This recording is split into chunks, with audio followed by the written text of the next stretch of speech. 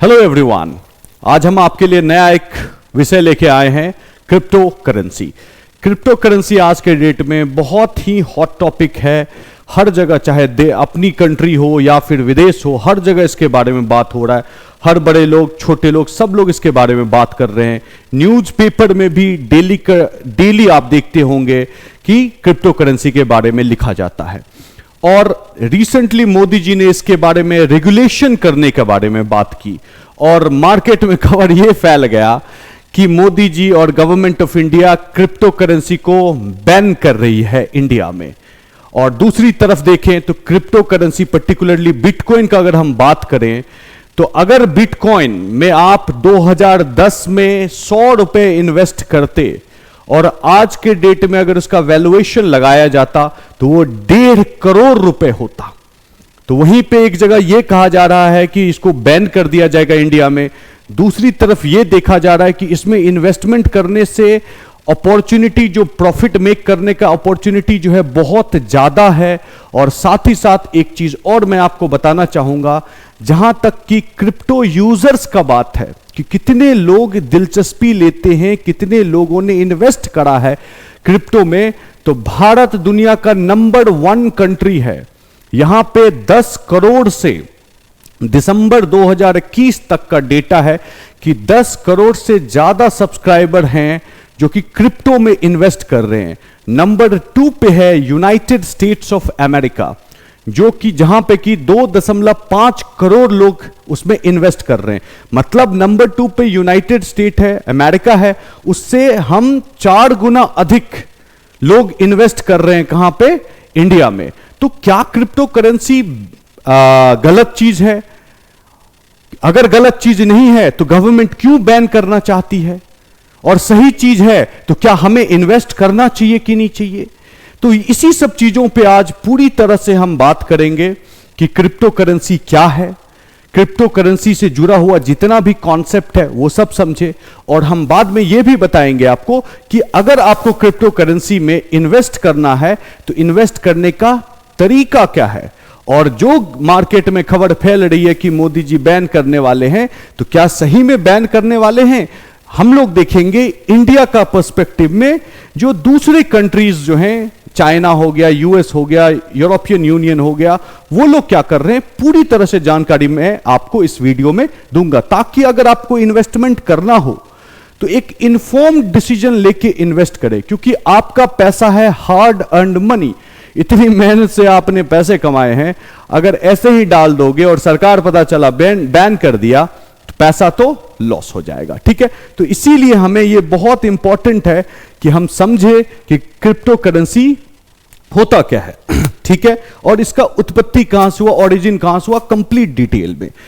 तो crypto currency by and large अगर मैं कहूं आपको, तो उसको समझने के लिए 4-5 कॉन्सेप्ट का सहारा लेना पड़ता है। ठीक है, एक लेमन की भांति में हम समझेंगे। 4-5 टॉपिक क्या है। एक तो आपको समझना पड़ेगा लीगल टेंडर क्या होता है। ठीक है, दूसरी चीज हम समझेंगे कि पब्लिक लेजर क्या होता है। तीसरा चीज ब्लॉकचेन टेक्नोलॉजी क्या है। उसके बाद हम लोग समझेंगे पीयर टू पीयर नेटवर्क क्या है। और बार बार यह कहा जाता है कि क्रिप्टो माइनिंग में इन्वॉल्व हैं या क्रिप्टो माइनिंग बुरा है।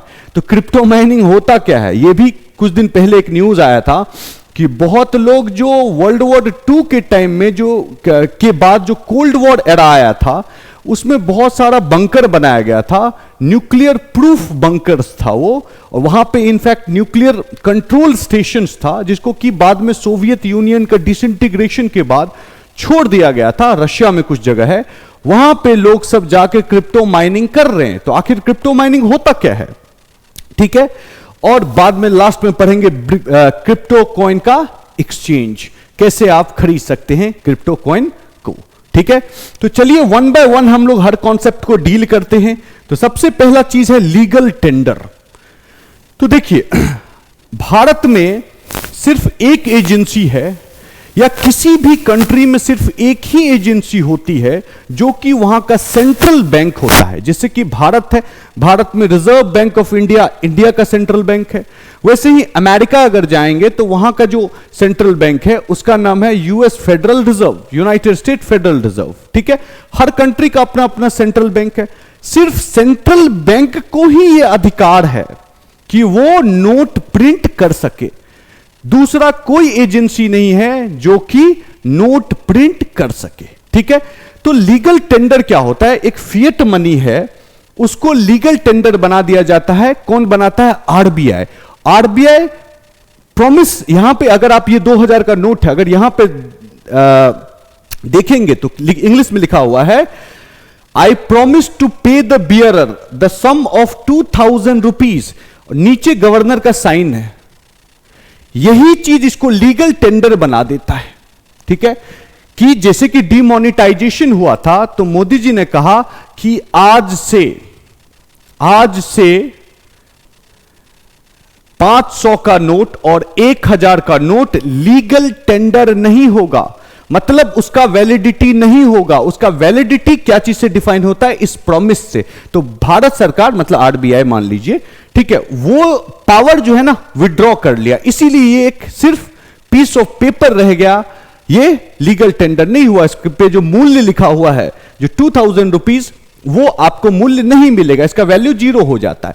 जस्ट बिकॉज कि लीगल टेंडर है, इसीलिए इस पीस का ऑफ पेपर जो है उसका दाम 2000 रुपए है, मूल्य 2000 रुपए है। हिंदी में अगर पढ़े तो यहां लिखा हुआ है, मैं धारक को 2000 रुपए अदा करने का वचन देता हूं।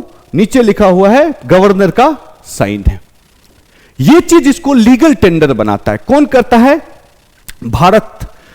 किसी भी इसमें रिजर्व बैंक, जैसे reserve bank of India India में करती है, विदेश में विदेशी सेंट्रल बैंक्स करती है, वही बना सकते हैं, कोई और नहीं बना सकता है। ठीक है, तो लीगल टेंडर ये होता है। अब आगे देखिए क्यों लीगल टेंडर बताया, ये भी आगे मैं आपको बताऊंगा कि अब देखिए लीगल टेंडर कौन, मतलब मार्केट में कितना पैसा होना चाहिए, किस तरह का नोट निकाले, इस पे कंप्लीट मोनोपोली, याद रखिए, कंप्लीट मोनोपोली किसका है?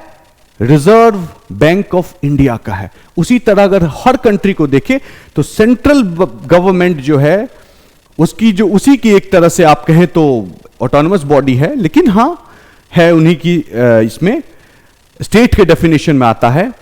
और तो अगर सेंट्रल गवर्नमेंट सेंट्रल बैंक है, उसको कंप्लीट मोनोपोली है पूरी की पूरी इकोनॉमी पे, और इकोनॉमी किससे चलता है?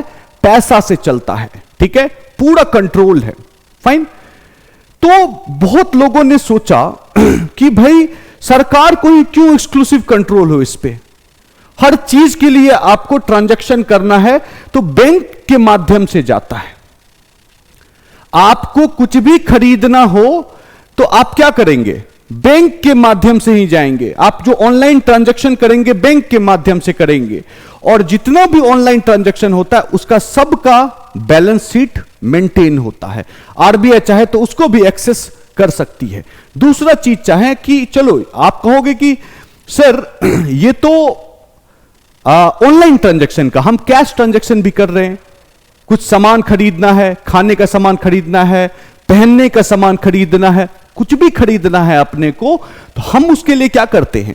हम उसके लिए पैसे देते हैं। वो पैसा कौन बनाता है? जो लीगल टेंडर है। तो सवाल ये उत्पन्न हुआ कि भाई सिर्फ एक एजेंसी का मोनोपोली क्यों हो? मुझे सामान खरीदना है आपसे तो मैं डायरेक्टली आपसे खरीद लूं, जरूरी थोड़ी है कि मैं रुपए से ही खरीदूं, जरूरी थोड़ी है कि ऑनलाइन जो ट्रांजैक्शन बैंक के माध्यम से ही करूं। ठीक है, हम ऐसे ही डायरेक्टली कर लें, यह भी तो हो सकता है ना, एक आदमी दूसरे के बीच में कैसे ट्रांजैक्शन करें, तो that is one of the medium transaction का। तो देखा गया कि 2008 में 2008 में रिसेशन आ गया। रिसेशन क्यों आया? क्योंकि अमेरिका का इकोनॉमी, ठीक है, अमेरिका का इकोनॉमी में इतनी गड़बड़ी हुई थी कि वो इकोनॉमी स्लंप कर गया, और जो मेन देखने वाला है उसका इकोनॉमी को, वो है वहां का यूएस फेडरल रिजर्व, जो यूएस का सेंट्रल बैंक, वो पकड़ ही नहीं पाया कि ये सब चीज चल रहा है। तब तो और बहुत लोगों, लेहमैन ब्रदर बहुत बड़ा, दुनिया का सबसे बड़ा इन्वेस्टमेंट बैंक था, एक दिन के अंदर बर्बाद हो गया। इस तरह से बहुत सारे फाइनेंशियल इंस्टीट्यूशन बर्बाद हो गए। इनफैक्ट आईसीआईसीआई बैंक का भी लगभग 1000 करोड़ के आसपास बर्बाद हो गया। ठीक है, तो बहुत नुकसान हो गया, बहुत लोग बैंकरप्ट हो गए, बहुत लोग को एम्प्लॉयमेंट खत्म हो गया। तो यह मुद्दा आया कि जिस एजेंसी पे हम पूरी तरह से ट्रस्ट किए, और ट्रस्ट किए इसीलिए तो उस सेंट्रल बैंक का मोनोपोली था, और वो भी मोनोपोली था, ट्रस्ट भी था, लेकिन उन्होंने जो काम किया वो काम ऐसा था जो कि वो ये तक नहीं समझ पाए कि इकोनॉमिक क्राइसिस है, क्यों रखना हो ऐसा। ठीक है, तो उसी टाइम में एक, अब ये कहना बड़ा मुश्किल है कि वो एक व्यक्ति का नाम है, एक इंसान का नाम है, या एक ग्रुप ऑफ पीपल का नाम है। ठीक है, लेकिन नाम से लगता है एक आदमी का ही नाम है। ठीक है, सतोशी नाकामोटो, सतोशी नाकामोटो नाम के एक व्यक्ति कह लो आप, या एक ग्रुप ऑफ पर्सन रख लो, पता नहीं है कि वो कौन है, कोई नहीं जानता है दुनिया में, लेकिन कोई तो है बंदा। एक पेपर आया था, alternative financial system. Financial system एक तो सेंट्रल बैंक वाली फाइनेंशियल सिस्टम है, ये कह रहे हैं कि ऑल्टरनेटिव फाइनेंशियल सिस्टम। एक पेपर लिखा 31 अक्टूबर 2008, 31 अक्टूबर 2008, ये एक पेपर आया। इस पेपर में इन्होंने पीयर टू पीयर, मेरे को आपसे खरीदना है तो मैं एक कोई भी सोर्स ऑफ मीडियम ढूंढ लूंगा।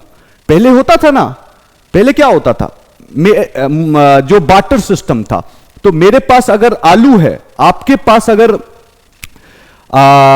गेहूं है, तो मैं अपना आलू दे दूंगा, आप अपना गेहूं दे दोगे। ये एक मीडियम ऑफ एक्सचेंज था। लेकिन बाद में आया कि सब चीज सेंट्रल गवर्नमेंट की तरफ से ले जाओ, फाइनेंशियल इंस्टीट्यूशन की तरफ से ले जाओ।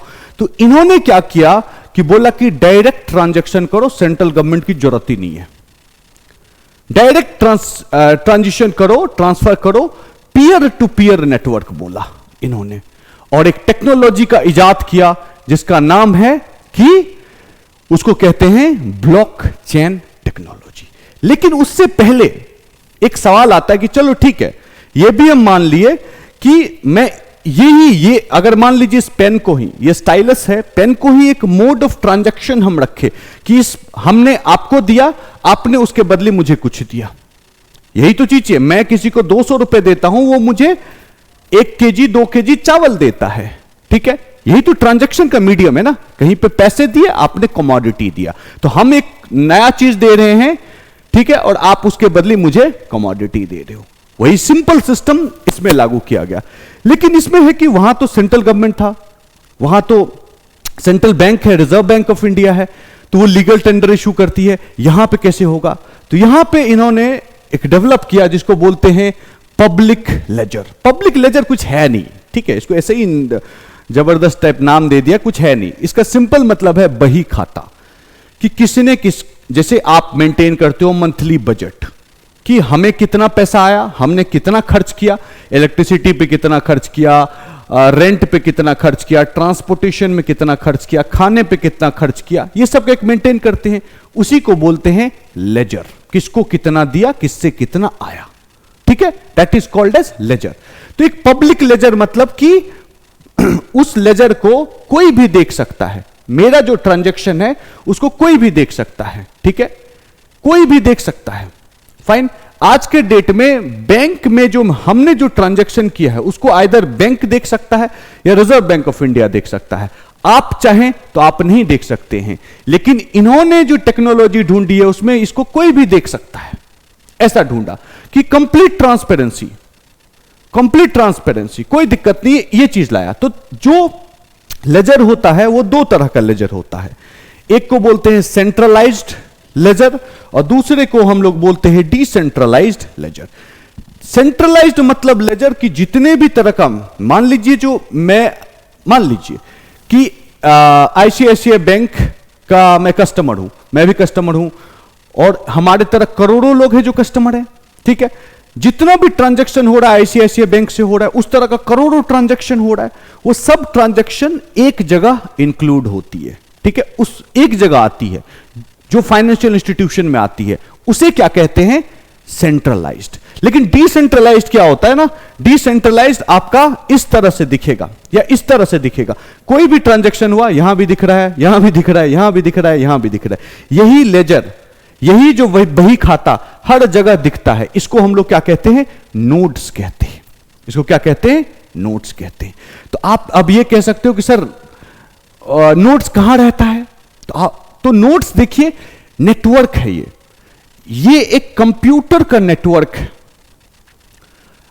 करोड़ों कंप्यूटर्स इसमें से जुड़े हुए हैं, तो एक जगह भी अगर आगे पीछे कुछ हुआ हर जगह चेंज हो जाएगा। कैसे चेंज होता है आगे बताऊंगा, यहां अगर हमने चेंज किया तो यहां भी चेंज हो जाएगा, यहां भी चेंज हो जाएगा, यहां भी चेंज हो जाएगा, हर जगह दिखता है, ठीक है। तो वो एक नेटवर्क में रखा हुआ लेजर है, ठीक है। तो आप बोलोगे सर इसमें कोई आगे पीछे नहीं कर सकता है, इसमें अगर मैंने दिया 100 रुपया, मैंने लेकिन लिख दिया 1000 रुपए, क्या मैं आगे पीछे नहीं कर सकता हूं? तो भाई साहब आगे पीछे आप कर तो सकते हैं, लेकिन इतना आसान नहीं है करना, ठीक है, नहीं कर सकते हैं आप, नहीं करने दिया जाएगा आपको, कंप्लीट ट्रांसपेरेंसी रहेगी। इसी के लिए ब्लॉकचेन टेक्नोलॉजी लाया गया, ब्लॉकचेन टेक्नोलॉजी बनाया गया। ब्लॉकचेन टेक्नोलॉजी मतलब क्या होता है, मतलब ब्लॉक्स, ब्लॉक मतलब तो कुछ भी हो सकता है, एक सर्टेन ब्लॉक, ठीक है, वो जुड़ा हुआ एक चेन से। जैसे कि इसमें देखिए, ये है एक ब्लॉक, ये है एक ब्लॉक, ये है एक ब्लॉक, सब ब्लॉक्स है, ये सब एक चेन से जुड़ा हुआ है, देख रहे हैं, सिंगल चेन से जुड़ा हुआ है, इसी को बोलते हैं ब्लॉकचेन। अब ये जो ब्लॉक्स है, जितना भी ट्रांजैक्शन होगा, एक ट्रांजैक्शन हुआ एक नया ब्लॉक बन जाएगा, दूसरा ट्रांजैक्शन हुआ दूसरा नया ब्लॉक बन जाएगा, तीसरा ट्रांजैक्शन हुआ तीसरा नया ब्लॉक बन जाएगा, इस तरह से ब्लॉक बनते रहेंगे, पूरा नेटवर्क डेवलप हो जाएगा। हर ब्लॉक में सर्टेन डेटा रहेगा, हर ब्लॉक में सर्टेन चीज रहेगा जो मेंशन रहेगा, ठीक है, जिसको कि चेक किया जा सकता है, वेरीफाई किया जा सकता है, ठीक है। इसी टेक्नोलॉजी का नाम है ब्लॉकचेन टेक्नोलॉजी, जो इसको और डिटेल में मैं बताता हूं कि कैसे ट्रांजैक्शन होता है। मान लीजिए मुझे क्रिप्टो करेंसी में बिटकॉइन मुझे खरीदना है, मान लो बिटकॉइन मुझे चाहिए, तो पहले मैं क्या करूंगा, ट्रांजैक्शन जो है वो रिक्वेस्ट करूंगा, ठीक है। फर्स्ट जो है कि वो मैं ट्रांजैक्शन रिक्वेस्ट करूंगा, फाइन, मैं ट्रांजैक्शन रिक्वेस्ट करूंगा कि भाई मुझे बिटकॉइन में ट्रांजैक्शन करना है, ठीक है। अब जैसे ही मैंने कहा कि भाई ट्रांजैक्शन करना, एक ब्लॉक बन गया। देखो ब्लॉकचेन कैसे बनता है मैं वो बता रहा हूं, एक ब्लॉक बन गया, ठीक है। अब ये जो ब्लॉक है उसको सेंड किया, भेज दिया, कहां भेज दिया, और सब जो कंप्यूटर्स हैं नेटवर्क से जुड़े हुए वहां पे भेज दिया, ठीक है। इसको बोलते हैं, ये सब जो नेटवर्क है इसको क्या बोलते हैं, नोड्स, ठीक है। ये जो कंप्यूटर है जो नेटवर्क से जुड़े हैं उनको नोड्स बोलते हैं। डिफरेंट डिफरेंट नोड्स पे चला गया, देखिए अब नोड्स जो है ना वैलिडेट करता है ट्रांजैक्शन, ठीक है, जो नोड्स है वैलिडेट करता है ट्रांजैक्शन, और याद रखिए यही जो नोड्स का जो वैलिडेशन है इसी को हम लोग बोलते हैं माइनिंग, ठीक है, इसी को हम लोग कहते हैं माइनिंग। आगे मैं फिर बताऊंगा कैसे होता है, ठीक है। अब वो माइनिंग हुआ और ऑलरेडी मान के चलिए कि पहले से ये 3-4 ब्लॉक पहले से ही उस चेन में जुड़ा हुआ था, आपने एक ट्रांजैक्शन किया, एक नया ब्लॉक ऐड हो गया, और हर एक ब्लॉक यूनिक ब्लॉक होगा। मैं समझ रहा हूं ये थोड़ा कॉम्प्लेक्स है, लेकिन इसको समझेंगे नहीं तब तक आप इन्वेस्ट करेंगे तो that will be a wasteful investment. तो ध्यान रखिए थोड़ा, ये हर एक जो ब्लॉक बना नया, जितने भी ब्लॉक्स हैं, जितने भी इनफिनाइट नंबर ऑफ ब्लॉक्स जोड़ सकता है, करोड़ों अरबों कितना भी ब्लॉक जोड़ लो, और जितना भी ब्लॉक जुड़ेगा सब एक यूनिक होगा, यूनिक ब्लॉक होगा वो, ठीक है। और ये जो ब्लॉक होगा फिर वो नेटवर्क में, जो डिस्ट्रीब्यूटेड नेटवर्क हमने कहा उसमें अपलोड हो गया। मतलब ये ब्लॉक जो था, अगर मैं दूसरा कलर का इस्तेमाल करूं तो आप ज्यादा समझ पाएंगे, मैं ब्लैक कलर का इस्तेमाल करता हूं, ठीक है। चलिए देखिए यहां पे हमने रिक्वेस्ट किया तो ये ब्लॉक यहां आया, यही ब्लॉक यहां है, यहां पे ब्लॉक ऑथेंटिकेट हुआ, ठीक है, और यहां के बाद ये ब्लॉक यहां पे जुड़ा और यही ब्लॉक बाद में एक नेटवर्क का पार्ट बन गया और आपका ट्रांजैक्शन कंप्लीट हो गया। ठीक है, इस तरह से ट्रांजैक्शन होता है ब्लॉकचेन में अगर बात करें तो। ठीक है, अब देखिए, अब हमने कहा कि ये जो जितने भी ब्लॉक्स हैं, all blocks are unique blocks. Unique block है, पूरा वर्ल्ड में वो एक ही ब्लॉक होगा। इसीलिए हमने कहा कि वर्ल्ड में जस्ट बिकॉज कि एक ही ब्लॉक है तो आप उस ब्लॉक को ऑथेंटिकेट कर सकते हैं। किसी ने भी ब्लॉक के साथ छेड़खानी करने की कोशिश की, किसी ने भी करा तो उसको इमीडिएटली फाइंड आउट कर लिया जाएगा, क्योंकि ज्यादा कुछ नहीं करना है। उसके आगे का ब्लॉक, उसके पीछे का ब्लॉक, ठीक है, उसके आगे का चेन और उसके पीछे का चेन, उस दोनों से मिला लेना है।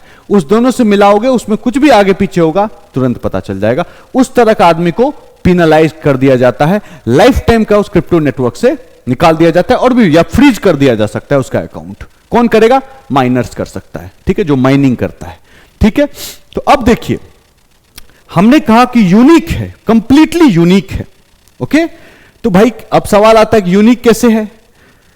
How could I say that it is unique? तो अब मैं बताता हूं यूनिक क्या है। कि जितना भी आप देख रहे हैं ये ब्लॉक है, ठीक है, आप देख पा रहे हैं कि ब्लॉक 1, ब्लॉक 2, ब्लॉक 3 है, ठीक है। हर ब्लॉक में 3 चीज उपलब्ध होता है। 3 things are available in each block: data, hash और प्रीवियस हैश। ठीक है, डेटा है, हैश है और प्रीवियस हैश है। ठीक है, अब इसका क्या मामला है? डेटा में क्या चीज रहता है कि यहां पे रहता है टू, फ्रॉम और अमाउंट।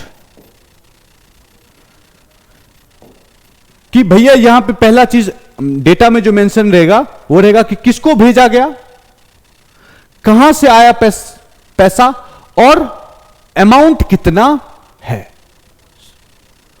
$100, $500, $1,000, $60,000, कितना। ठीक है, ये पहला चीज वो रहेगा मेंशन, हर एक ब्लॉक में ये मेंशन रहेगा। दूसरा चीज जो रहता है वो उसको बोलते हैं हैश। यहां छोटा सा ही लिखा हुआ है, लेकिन हैश जो होता है वो एक कहते हैं डिजिटल फिंगरप्रिंट कहते हैं उसको। ठीक है, डिजिटल फिंगरप्रिंट, जैसे कि हमारा फिंगरप्रिंट है। हमारा जो फिंगरप्रिंट है उसको क्या कहते हैं हम? कि पूरी दुनिया में पूरा यूनिक है। ठीक है, पूरी दुनिया में पूरा यूनिक है हमारा फिंगरप्रिंट। इसी के तरह ये जो हैश है, पूरी दुनिया में जितने भी होंगे नेटवर्क में कनेक्टेड कंप्यूटर्स, उसमें ये यूनिक होगा, वो ब्लॉक कंप्लीटली यूनिक होगा। तो एक एड्रेस टाइप का होता है, यहां तो छोटा सा लिखा हुआ है लेकिन बड़ा बड़ा एड्रेस होता है। ये ट्रांजैक्शन स्टार्टिंग ऐसा होगा, मान के चलिए AB57DQPS4312ZP, ऐसा टाइप का कुछ बहुत बड़ा सा, इससे भी बड़ा हो सकता है। हर समय जो होता है ना ट्रांजैक्शन में नंबर बदलते रहता है। ठीक है, तो ये वाला चीज जो है ये हैश हुआ। और ठीक है, और दूसरा जो चीज, थर्ड चीज जो रहता है वो होता है प्रीवियस हैश। उसमें रहता है प्रीवियस हैश, मतलब कि इससे पहले जो ब्लॉक में ट्रांजैक्शन हुआ है वो हैश भी यहां पे सेव होगा। तो ये पता चलेगा जो कौन से कंप्यूटर से, कौन से नोड से किसने ट्रांसफर किया था, वो हैश भी यहां पे मौजूद है। इसको और आसानी से समझना है तो एक और मैं लाया हूं ये चीज। देखिए, मान के चलिए कि जब पहला दिन, फर्स्ट टाइम किसी ने ब्लॉकचेन जो डेवलप किया, ठीक है, सतोशी नाकामोटो ही ने अगर मान लो कि पहला ट्रांजैक्शन किया होगा, कोई नहीं जानता है पहला ट्रांजैक्शन कौन किया, पहला उसने ट्रांजैक्शन किया। तो यहां पे क्या है कि ये ब्लॉक 1, ये जीनेसिस ब्लॉक है, कि यहां से आपका स्टार्ट हुआ है। फाइन, ये जीनेसिस ब्लॉक है, वहां से स्टार्ट हुआ है। अब यहां पे देखिए, पहला बार, फर्स्ट टाइम अगर नाकामोटो ने ही मान लो कि उसने किया है, तो प्रीवियस है, इससे पहले कोई ट्रांजैक्शन हुआ ही नहीं है। हुआ है क्या? नहीं हुआ है ना। तो इसीलिए इसका है 0000। अब हैश जो है, एक यूनिक हैश उसको एलोकेट होगा, तो एलोकेट हो गया। और यहां पे क्या होता है, डेटा में टू फ्रॉम और अमाउंट मान लो $100 इसने करा था, जस्ट इमेजिन। ओके, टू, तो इसका नाम है, मान नाकामोटो ने भेजा, मान के चलो इलोन मस्क को भेज दिया, ठीक है। फ्रॉम किससे, नाकामोटो, ठीक है। नाकामोटो से इलोन मस्क तक पहुंचना है, तो ये है मान लो इलोन मस्क का, ठीक है। तो अब देखो यहां से पैसा ट्रांसफर हो गया यहां, ठीक। अब ये जो हैश जो है वो इससे ट्रांजैक्शन कर रहा है, तो यहां पे क्या करेगा, data Musk to Jeff Bezos रख लो, मुकेश अंबानी रख लो, किसी को रख लो, कोई दिक्कत नहीं है। तो यहां पे देखो सबसे पहले क्या किया, प्रीवियस हैश किया। प्रीवियस हैश क्या था, ये और ये देखिए ऑलवेज सेम होगा, तो ये पता चलेगा कि यहां पे जो एलोन मस्क का जो ब्लॉक है, एलोन मस्क ने जो ट्रांजैक्शन किया वो किस कंप्यूटर से आया था, तो पता चला नाकामोटो के कंप्यूटर से आया, और नया एक ओरिजिनल फिर से एक नया फिंगरप्रिंट क्रिएट कर देगा। मस्क से गया जेफ बेजोस के पास, तो ये देखो ये फिर यहां तुम्हारा पहुंच गया, ठीक है, और नया हैश क्रिएट हो गया। इसी तरह से चलता जाता है। हर एक ब्लॉक कंप्लीटली यूनिक होता है, कंप्लीटली यूनिक। और जितने लोग इससे जुड़ेंगे, जितना अधिक ट्रांजैक्शन होगा, उतना कंप्यूटर जुड़ता जाएगा, और वो जो नेटवर्क है और भी कॉम्प्लेक्स होता जाएगा। जितना ही नेटवर्क कॉम्प्लेक्स होगा, वो हैकिंग उसमें होने का चांस ऑलमोस्ट नील हो जाएगा। इस तरह का, जिस तरह का नेटवर्क ये बना है, इसमें हो सकता है कि 1000, 2000 या 5000 हैकर्स मिलकर एक साथ इसको हैक करने की कोशिश करें तो हैक हो पाए, अदरवाइज नहीं होगा, क्योंकि डेटा इतना ज्यादा डिस्ट्रीब्यूटेड है। वो लेजर जो है इतना दूर दूर तक, कभी भी किसी कंप्यूटर ने कभी भी ये ट्रांजैक्शन किया होगा तो उसमें ऑल द टाइम मौजूद होगा, वो ऑल द टाइम मौजूद होगा। दैट्स व्हाई ये जो ब्लॉकचेन टेक्नोलॉजी है, इसको कहा जाता है रिवोल्यूशनरी टेक्नोलॉजी। ये हेल्थ केयर में काम कर सकता है, एजुकेशन में काम कर सकता है, मतलब जितने भी फील्ड आप जानते हो सब जगह आप इसको लगा सकते हो। रिवोल्यूशनरी टेक्नोलॉजी, इसके लिए ही इनको बोला जाता है, ठीक है। चलिए अब देखिए, अब है कि हमने ट्रांजैक्शन तो कर दिया, अब ये ट्रांजैक्शन को ऑथेंटिकेट कौन करेगा। जो इस ट्रांजैक्शन को ऑथेंटिकेट करता है उसको कहते हैं हम माइनर्स। माइनिंग करता है ना, जैसे कोल माइनिंग करते हैं, ठीक है, गोल्ड माइनिंग करते हैं, कॉपर माइनिंग करते हैं, उसी तरह से बिटकॉइन माइनिंग भी कहा जाता है। ऐसा नहीं है कि वो बिटकॉइन माइनिंग का इसका मतलब ये नहीं है कि वो खोद रहे हैं और उधर से निकाल रहे हैं, नहीं। उनका एक ही काम होता है कि जितना भी ट्रांजैक्शन हुआ उसको क्या करो, ऑथेंटिकेट करो, सही है कि नहीं वो पता करो। तो अब है कि वो हैकर लोग, जो लोग हैं वो कौन लोग होते हैं, तो पहला चीज जान लीजिए, वो लोग हैकर्स क्लास के रहते हैं, जिनका कि कंप्यूटिंग स्किल जो है, प्रोग्रामिंग स्किल सुपर्ब होता है और मैथमेटिकल स्किल बहुत सुपर्ब होता है। वही लोग इस तरह का काम करते हैं, डेफिनेटली सॉफ्टवेयर यूज करते हैं और ऑथेंटिकेट करने में ये ध्यान रखिए, वो लोग नॉर्मल जो लैपटॉप वाला कंप्यूटर यूज ही नहीं करते हैं, वो लोग बहुत ही heavy computer, supercomputer type जो होता है, जिसका कैलकुलेशन पावर एक्सेप्शनली गुड होता है, उस तरह का कंप्यूटर का, नॉट नेसेसरीली सुपर कंप्यूटर, लेकिन जबरदस्त सर्वर वाला कंप्यूटर यूज करते हैं वो लोग, ठीक है, क्योंकि बहुत ज्यादा कैलकुलेशन फास्ट होना चाहिए। ओके, क्योंकि इतने सारे नोड्स जुड़ते जा रहे हैं, कैसे करोगे।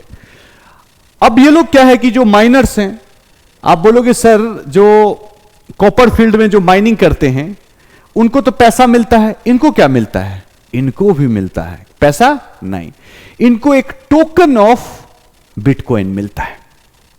आपने किया तो आपको थोड़ा बिटकॉइन मिलेगा, जितना ज्यादा करोगे उतना बिटकॉइन तुम कलेक्ट करोगे, ठीक है। यह चीज होता है इनका, माइनर्स का काम, ठीक है।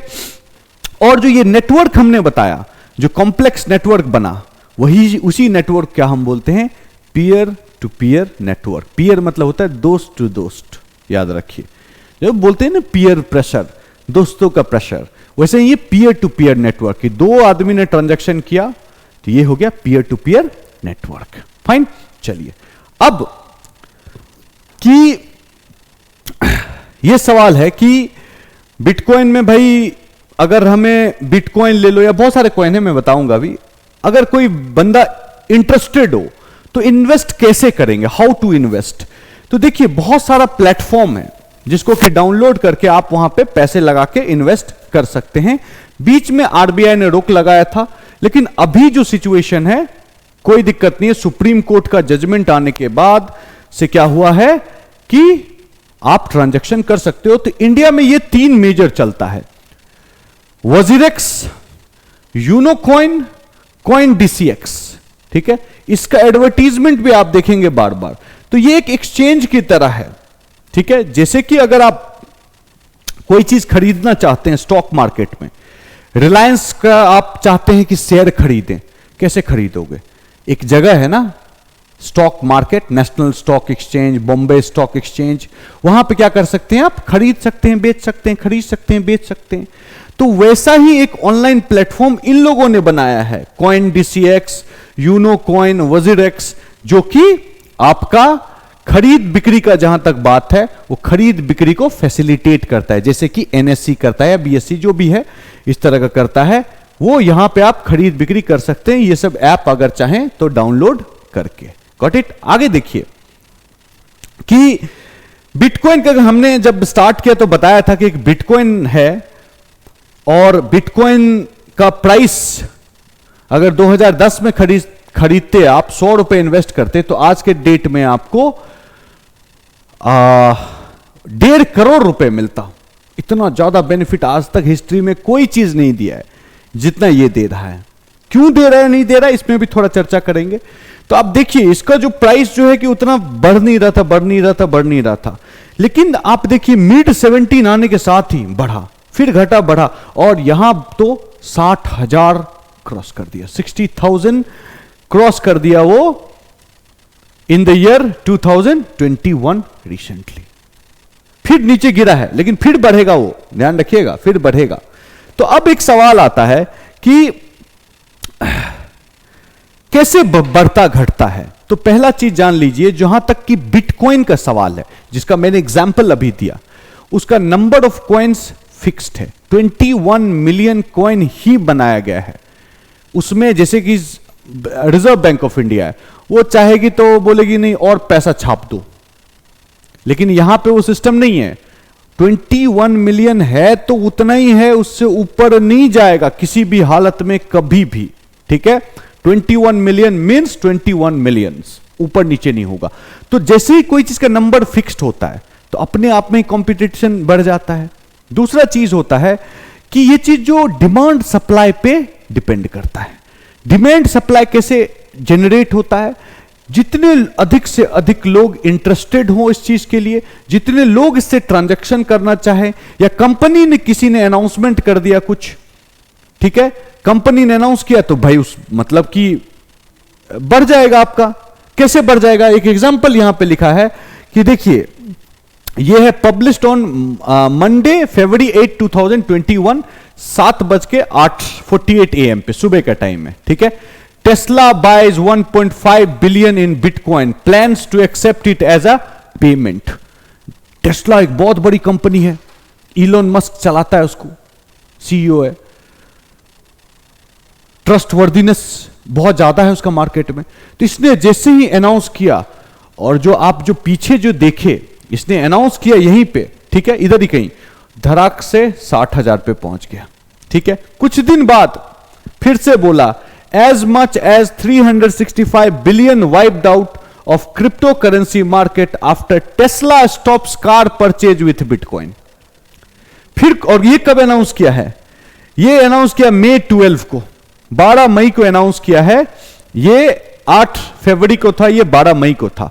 उतना दिन में वो 60,000 तक भाग गया। और जैसे ही ये नीचे हुआ, जैसे ही ये अनाउंसमेंट किया, फिर क्रिप्टो करेंसी जो बिटकॉइन था वो आपका गिर गया नीचे। अभी लगभग 32,000 डॉलर के आसपास चल रहा है, लगभग 44-45 लाख रुपीस एक बिटकॉइन का कॉस्ट 44-45 लाख रुपए के आसपास है। ठीक है, तो ये चीज डिपेंड करता है मार्केट में डिमांड सप्लाई पे। तो पहले लोग सब इसको वैल्यू नहीं देते थे, लेकिन अब ये इतना ताकतवर फोर्स बन गया है, इसको बहुत बड़े बड़े, एक मेरिल लिंच करके है एक इन्वेस्टमेंट बैंक, जैसा कि लेमन ब्रदर बैंक था उसी तरह का मेरिल लिंच बैंक है। ठीक है, ठीक है, गोल्डमैन सैच भी एक है। उन लोगों ने भी अभी पहले बहुत गलत बोलते थे इसके बारे में, लेकिन अब जो है कि उन लोगों ने भी सोचना शुरू किया कि भाई हम लोग बिटकॉइन में भी स्टार्ट करें कुछ ट्रांजैक्शंस। Got it? तो डिमांड सप्लाई पे डिपेंड करता है। डिमांड बढ़ जाता है जब लोग जब कोई कंपनी अनाउंस कर देती है, जब मार्केट में सेंटीमेंट आ जाता है कि भाई आगे इसका प्राइस 60,000 से बढ़ के $1 लाख होने वाला है, $100,000 होने वाला है, तो फिर बढ़ जाएगा। This is how it goes. Okay, demand supply. तो अब सवाल है कि सिर्फ बिटकॉइन ही एक ऐसा है क्या जिसपे कि हम ट्रांजैक्शन कर सकते हैं? बिल्कुल नहीं। बिटकॉइन जैसा बहुत सारा ढेरों करेंसी है। एक का नाम सुना होगा आपने, इरिथ्रियम। ठीक है, वो भी बहुत फेमस करेंसी, अच्छा करेंसी है। ठीक है, दूसरा है लाइट कॉइन। ठीक है, तीसरा एक करेंसी, फेमस करेंसी का मैं नाम बता रहा हूं, कार्डेनो। ठीक है, फिर है पोल्का डॉट्स। ठीक है, डोजे कॉइन आया है एक बहुत ही मतलब एक्चुअली डोजे कॉइन जब स्टार्ट हुआ था तो ये एक प्रैंक टाइप स्टार्ट हुआ था। लोगों ने इसे मजाक मजाक में करना शुरू किया, और इनफैक्ट ये लेटर ऑन सही में भी एक क्रिप्टो करेंसी बन गया। आज के डेट में बहुत ही फेमस क्रिप्टो करेंसी है, और टेस्ला जो है वो अब डोजे कॉइन कह रहा है, एक्सेप्ट कर रहा है। इनफैक्ट इलोन मस्क डायरेक्टली इस डोजे कॉइन के बारे में बात कर रहा है। एक और जो यहां पे है वो भी, इसका नाम है स्टेलर। स्टेलर भी जो है आपका एक क्रिप्टो करेंसी है। बहुत सारे करेंसी इस तरह का है। तो अब है कि हमें यह भी समझना होगा कि क्या एडवांटेज है, क्या डिसएडवांटेज है। तो पहला समझ लीजिए कि किसी एक चीज को मोनोपोली जब होता है ना, जिसे आप समझ लीजिए कि मार्केट में सिर्फ पहले बीएसएनएल था। जब बीएसएनएल सिर्फ मार्केट में था तब क्या था कि भाई टेलीफोन किसी के घर में रहना बहुत बड़ी बात थी। टेलीफोन को ठीक कराने के लिए आपको रिश्वत देना पड़ता था। आज बीएसएनएल का क्या हालत है आप देख लो। क्यों? क्योंकि कंपटीशन आ गया।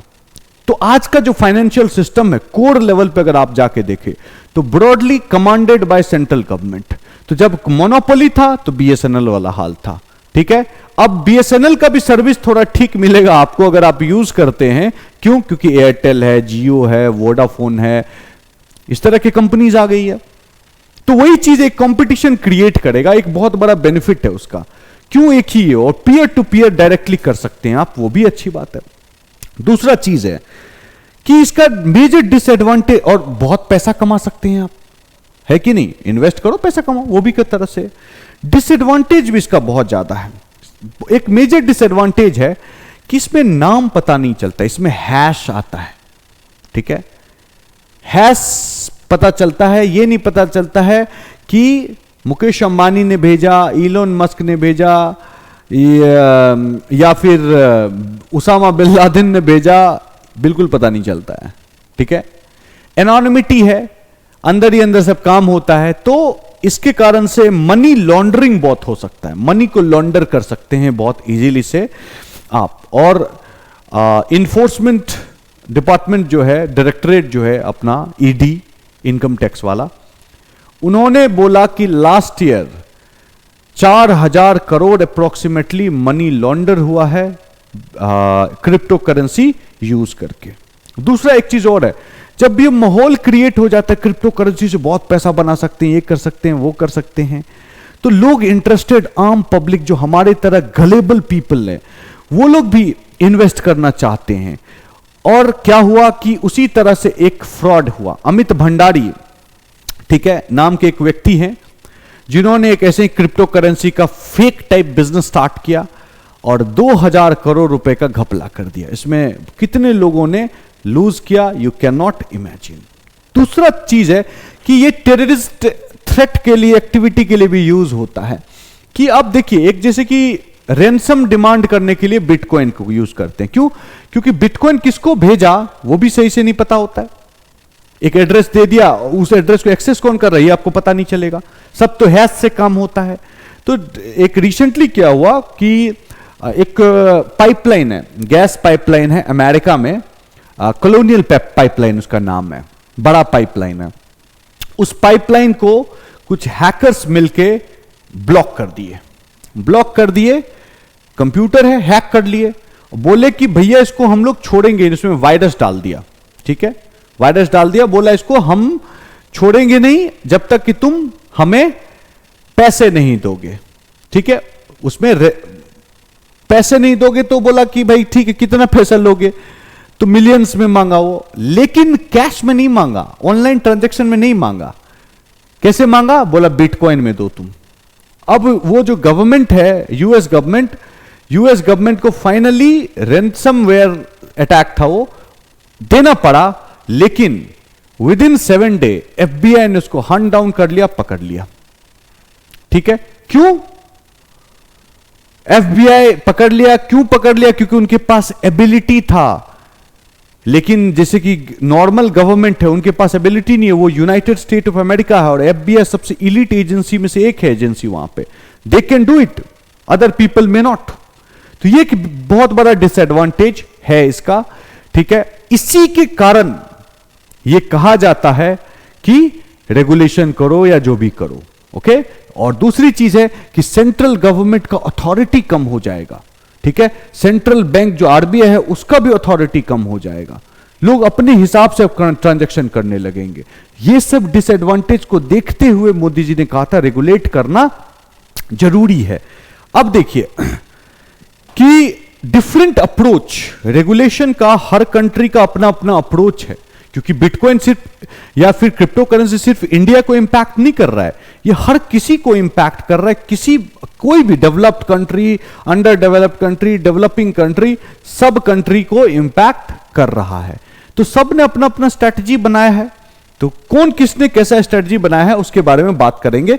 इंडिया के बारे में थोड़ी देर बाद बात करेंगे। पहले हम बात करते हैं यूएसए के बारे में। ठीक है, तो यूएस में क्या है कि क्रिप्टो करेंसी का ट्रांजैक्शन बैन नहीं है, लेकिन क्रिप्टो करेंसी लीगल टेंडर नहीं है। तो अमेरिका अभी फिलहाल में थोड़ा सा भी जब समझ में नहीं आ रहा है तो थोड़ा चालाकी कर रहा है कि जितना ट्रांजैक्शन है सब पे टैक्स लगा दिया है। ठीक है, जर्मनी भी वही कर रहा है जो अमेरिका कर रहा है। ईयू क्या कर रहा है? यूरोपियन यूनियन बोला ट्रांजैक्शन जो है आप लोग करते रहिए, कोई दिक्कत नहीं है, इनफैक्ट टैक्स भी नहीं लगा रहा है वो। ठीक है, ये है एल सल्वाडोर का। एल सल्वाडोर का क्या है सिस्टम कि ये पहला कंट्री है जो ये जो क्रिप्टो करेंसी है उसको लीगल टेंडर बना दिया। लीगल टेंडर मतलब क्रिप्टो करेंसी लेके जाओगे किसी भी दुकान पे, आपको 1 केजी चावल खरीदना है तो वो चावल आप खरीद के ले आओगे, पीपल विल एक्सेप्ट इट। जब कोई भी चीज लीगल टेंडर बन जाता है तो आम आदमी, नॉर्मल पब्लिक उसको एक्सेप्ट करना शुरू कर देती है। ठीक है, तो एल सल्वाडोर पहला कंट्री है, बोला इसको रेगुलेशन करने की कोई जरूरत नहीं है, तुमको लीगल टेंडर बना दो, इसने बना दिया। ठीक है, अब ये है वेनेजुला। वेनेजुला का क्या हिसाब किताब है? तो वेनेजुला का है कि उन्होंने एक क्रिप्टो करेंसी खुद निकाला है। ठीक है, गवर्नमेंट ने खुद क्रिप्टो करेंसी निकाला है जो कि पर्टिकुलरली किस ट्रांजैक्शन में लेते हैं वो वेनेजुला में सबसे ज्यादा ऑयल रिजर्व है। ऑयल रिजर्व दुनिया में सबसे ज्यादा कहीं है तो वेनेजुला में है। वेनेजुला कौन सा कंट्री है? वेनेजुला साउथ अमेरिकन कंट्री है। ठीक है, और इतना ज्यादा ऑयल रिजर्व होने के बावजूद भी वो एक गरीब कंट्री है। ठीक है, दुनिया का सबसे ज्यादा है तब भी वो गरीब है। और तो उसने, क्योंकि उस पर अमेरिका बार बार कुछ ना कुछ सैंक्शन लगाता है, अमेरिका की बात नहीं सुनता है तो ट्रेड करना डिफिकल्ट उसको होता है, तो उसने क्या किया कि एक पेट्रो नाम का क्रिप्टो करेंसी निकाल दिया। बोला इसी में ट्रांजैक्शन करेंगे हम, अगर किसी को ट्रांजैक्शन करना है तो वहां पे रेगुलेशन क्या है, और सब चीज तो रेगुलेटेड है क्रिप्टो पर, लेकिन उन्होंने गवर्नमेंट खुद ने अपना एक स्पेशल क्रिप्टो निकाला है। यह है आपको वेनेजुएला कहानी। चाइना का क्या कहानी है? चाइना ने कंप्लीट बैन कर दिया है। क्या किया है? Complete ban.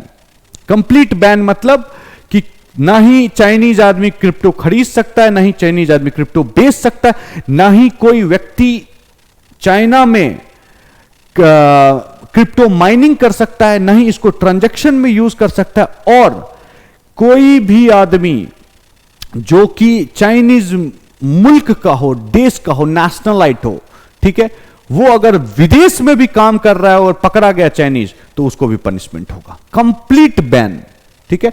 तो इसने क्या रीजन दिया बैन करने का? इसने रीजन दिया because of the environmental issues. क्यों बोला?